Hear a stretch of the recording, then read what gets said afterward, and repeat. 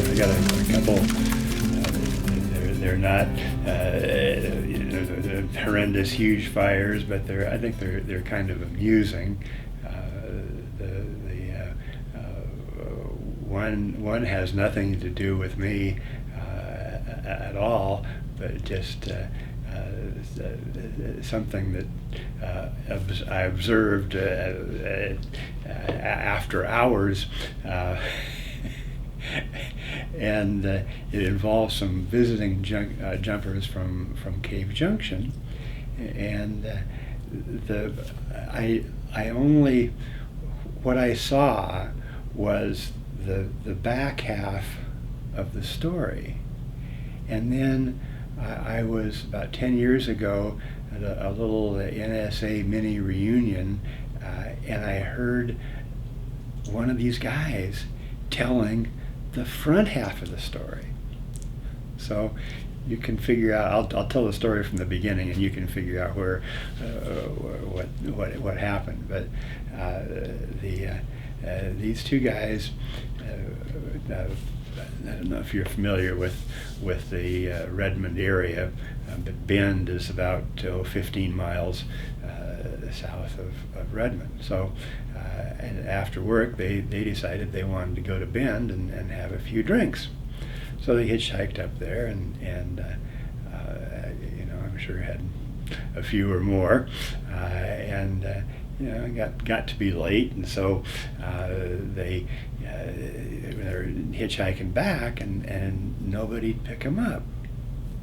Well, there was a train track right next to them, and along comes a train, going about 5 miles an hour headed north. Well, hell, we'll just jump on this train, and then we'll ride it to Redmond, and we'll jump off when we get there. Well, when the train went through Redmond, it was going about 65 miles an hour. These guys were screwed. They had, and they just had T-shirts on, and no jackets or anything like that, and they had to ride that train all the way to Biggs Junction, which is on the Columbia River, where it slowed down to cross the river. They got off the plane. Nobody knew anything about them. They hitchhiked back to Redmond, and along the way this was back before there were cell phones. Along the way, they must have gotten to a payphone and probably called Cave Junction, and Cave Junction then got on the phone to their squad leader or their pilot or somebody there at Redmond to tell them what's going on.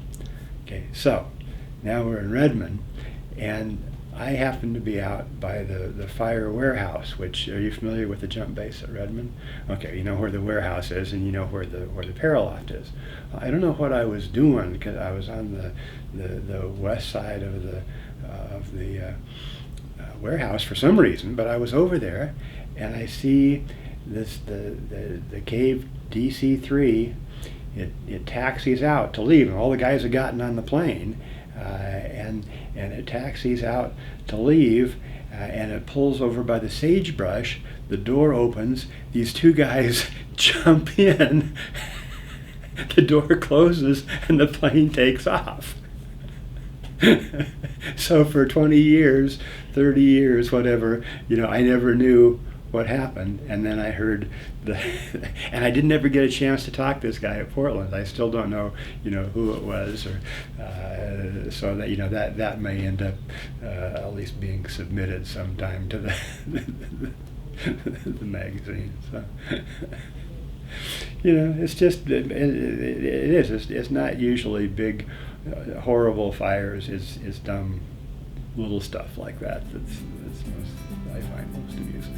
So.